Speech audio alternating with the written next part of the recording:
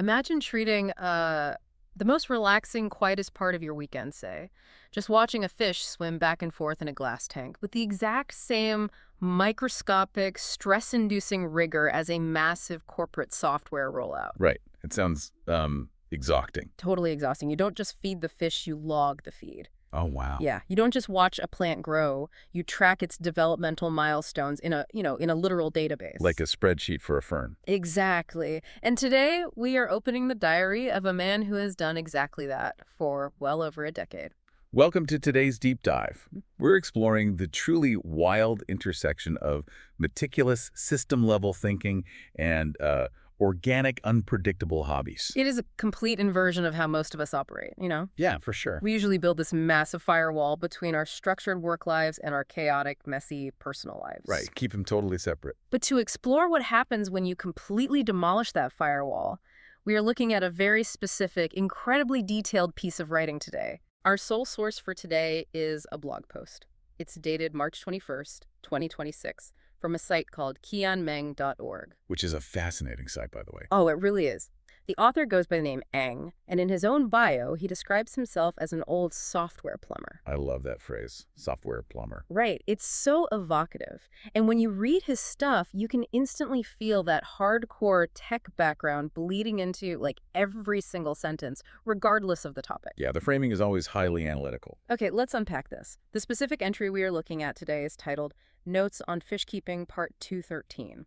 Should we explore Betta splendens again? What's fascinating here is we aren't just reading a casual fish enthusiast's weekend diary. No, not at all. We're looking at a master class in applying a programmer's rigorous documentation to the fluid, often uncooperative world of biology. Because biology does not care about your spreadsheets. Exactly. You are watching a highly analytical mind try to parse nature as if it were a string of code.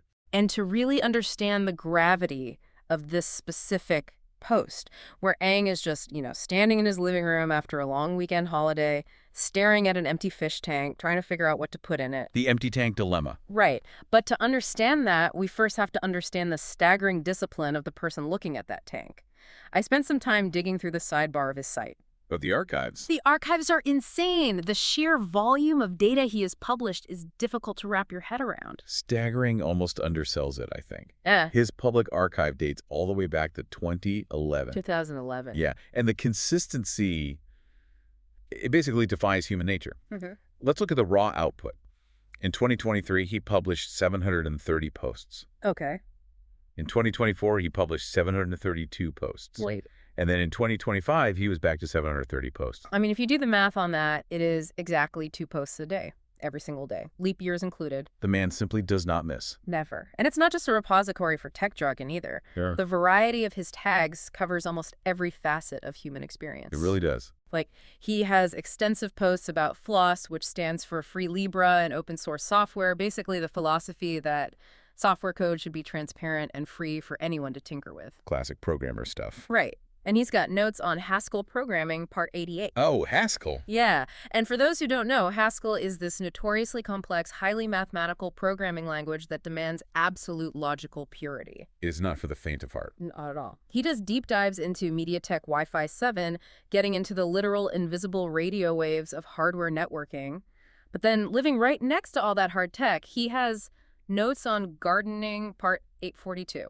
Part 842. He treats everything with equal weight. It's wild. He's got notes on dieting, notes on photography, notes on guitar, even notes on meditation. Documenting meditation. I know, right? And crucially for our deep dive today, he has separate, highly specific tracking logs for his fish. Yeah, he doesn't just toss a generic fish-keeping tag on everything. No, his project list includes distinct Betta spawn logs and Miss of Fish's spawn logs. So specific. He is tracking the reproductive cycles of his pets right alongside complex programming challenges, like his Elixir library for reading and Perl Weekly challenges. It is entirely structured like a meticulously organized software repository. Exactly. Every single thought, every minor observation about a plant seedling or a fish's aggression is essentially a tracked commit in a database. But I have to push back on this approach. I really do. Okay, let's hear it. If my code breaks at work, my app goes down, so I have to track it. Sure, high stakes. But if my gardening fails, I just buy tomatoes at the grocery store. Why apply this level of exhausting granular tracking to something meant to be a relaxing weekend hobby? It feels like work. Yeah. Doesn't numbering your gardening notes up to part 842 just turn your downtime into a second unpaid job? That is the instinctual reaction for most people, for Yeah. sure. The idea that documentation equals labor. Because it usually does. Right. Yeah. But for someone with the mindset of an old software plumber, ambiguity is actually what causes stress. Oh, interesting. So not knowing is worse than the work of tracking. Exactly. The joy doesn't come from turning your brain off. The joy comes from achieving total comprehension of how a system works. Hmm. Aang treats everything from learning Elixir programming to managing the aggression levels in a fish tank as an ongoing, solvable project. Okay, but a tool for what exactly? Are we just logging for the sake of logging, or is there a tangible benefit to knowing exactly what happened in Betta spawn log number whatever? The benefit is iterative learning. Okay. Think about it this way. In software development, if a program crashes and you didn't log the error, you learn nothing. Right, you just have to guess what went wrong. You just have a broken program and a lot of frustration. By applying that exact same principle to biology, by keeping those miscommitted fish's spawn logs, he is documenting his failures and his successes with ultimate precision. So he never makes the same mistake twice. That is how you master highly complex systems. Whether you're compiling lines of Perl code or cultivating a delicate living ecosystem in a glass box, Yeah. you need historical data to improve. That makes a lot of sense, actually. Without the log, a dead plant is just a dead plant. With a log, a dead plant is a data point about soil acidity that ensures the next plant lives. Wow. Okay, so if you possess a mind trained to view every biological failure as a syntax error to be logged and learned from, how does that actually change the way you navigate a Friday afternoon errand? It changes everything. Let's look at what happens when Aang walks into a local fish store. He's just come back from a long weekend holiday. He has an empty tank waiting at home, and he spots something very specific on the shelf, He finds a variety of fish called the Black Samurai. which sounds incredibly cool. It really does. It's also known in the hobby as the Black Dragon Betta Plakat. And we need to define what that actually is, because when most people think of a betta fish, they picture the fish sitting in a little bowl at a dentist's office. Right, the little sad cups. Yeah, they picture long, flowing, delicate fins that look like a silk ball gown underwater. Very elegant. But Aang specifically notes this is a plakat. Now, plakat just means it's a short fin variety. It doesn't have the ball gown. So it's a completely different silhouette. Exactly. It looks less like a decorative ornament and much more like a brawler. It's built for speed and aggression. Yeah. And Aang clearly has a deep, educated appreciation for its physical traits. He writes that in all his moons of keeping and breeding bettas, the dragon variety is one of his top 2 absolute favorites to work with, And what's the other one? right alongside a variety called the Super Red. Super red, okay. Well, he describes the scales of the black dragon in a way that is so visually striking. He really paints a picture. He notes that the dragon variety is famous for its metallic silver or white iridescent scales. The hobby literally calls them dragon scale. Which is such a great name. Aang describes them as thick, opaque, and metallic.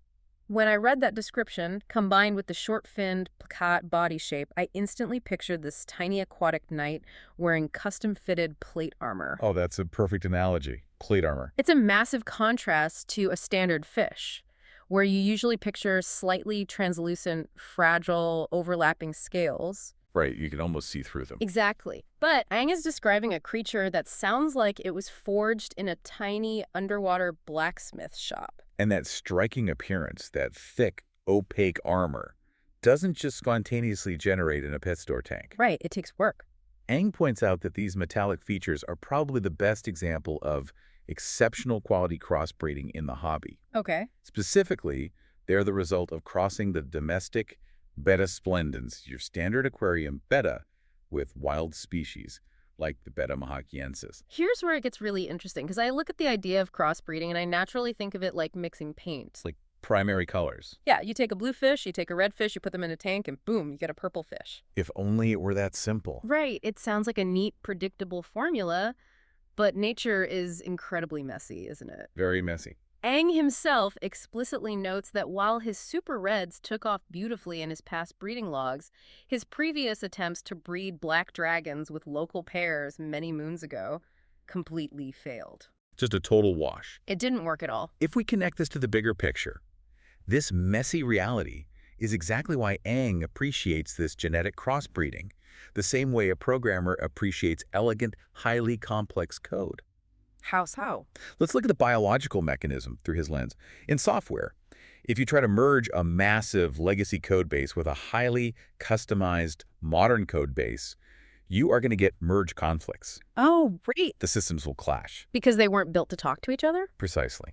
Biologically, domestic bettas have been selectively bred by humans for generations to prioritize bright colors and specific fin shapes. So that's the modern code base. Yes, they are a highly customized modern code base.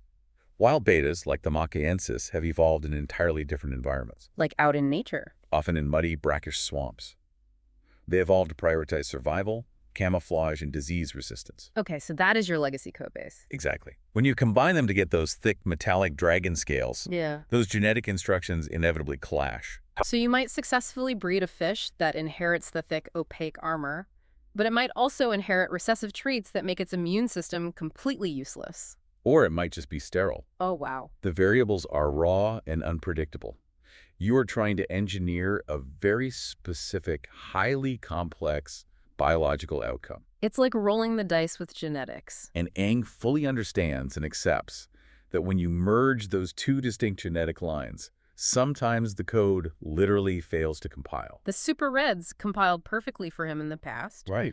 but those local black dragons he tried to breed years ago through a massive syntax error. A total crash. They didn't take off, and because he meticulously tracks his beta spawn logs, he didn't just forget about it, he remembers the failure. The data is right there. He deeply respects the difficulty of what he is looking at in that little plastic cup in the store. Which is what makes his next move so entirely counterintuitive to how most consumers behave. Right.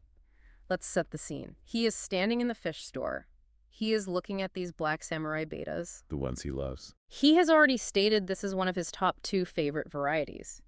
He notes that they are incredibly rare in the local market. Very hard to find. Furthermore, he analyzes their quality.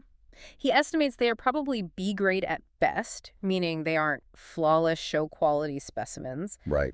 But because of that, they are at a very affordable price. So he's staring at his favorite ultra-rare fish. It's totally affordable. And he's got an empty cycled tank waiting for something to live in it at home. Every single green light is flashing. I'm assuming he buys out the whole stock, right? That is what any normal person looking for a weekend dopamine hit would do. For sure. But he walks away. He leaves them on the shelf. He leaves them. After dedicating an entire blog post to how much he loves their genetics. He walks right out.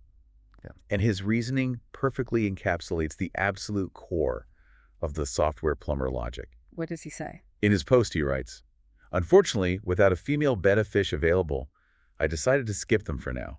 It's just not worth it unless I can get my hands on a proper pair." So he refuses to buy the fish just to look at it. Exactly. If he can't breed it, if he can't initiate the actual project he has in mind, he won't bring it home.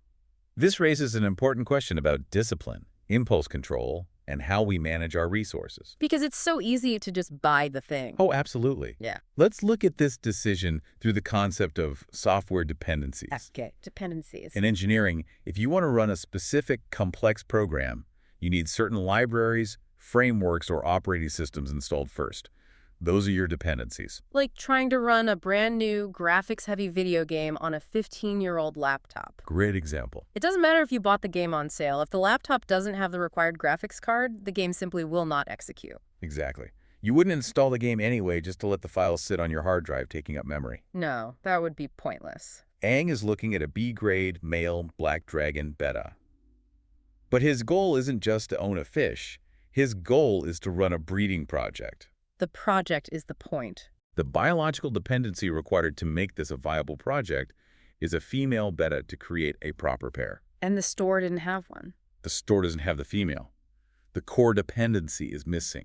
Therefore, the program cannot execute. So you don't buy the male just to have it sit in your tank, burning up your fish food, taking up your tank space, and doing nothing. You conserve your resources.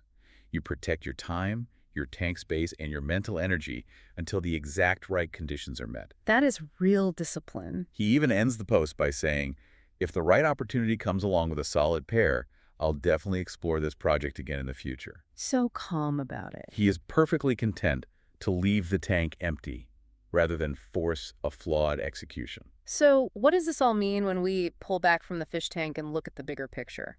It makes you wonder about the empty tanks we all have in our own lives. Oh, absolutely. Think about how often you force things because you have some of the pieces but not all of the dependencies. We do it all the time. Maybe you start a new professional project or a massive home renovation, or you buy a ton of expensive supplies for a new hobby. Like buying a guitar you don't know how to play. Right. You know deep down you don't have the time, the team, or the resources to actually complete it yet. But you dive in anyway because the initial parts were affordable or they were right in front of you on sale. We buy the metaphorical B-grade fish.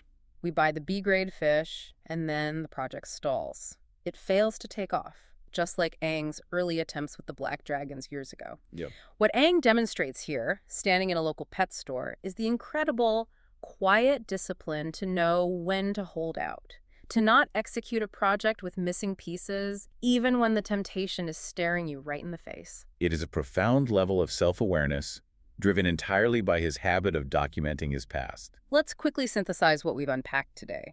We started with what looked like a simple, maybe even mundane 2026 blog post about a guy running an errand at a fish store over a long weekend. Very low stakes on the surface. Right. But by looking through the highly structured lens of Aang, the old software plumber, it revealed an absolute masterclass in patience.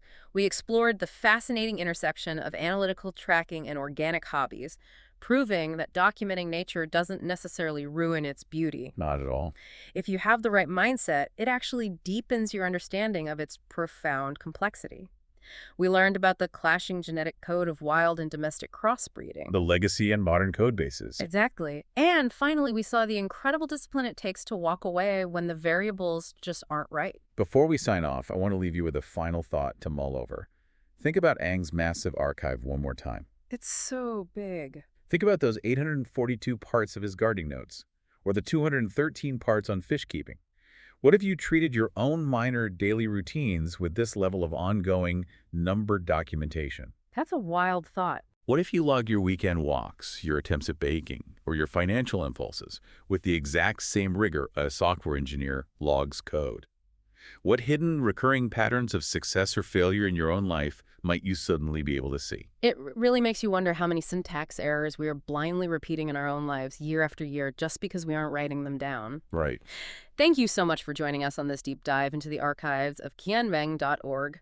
We hope you keep exploring, keep questioning, and maybe, just maybe, reconsider how you treat that unplugged weekend.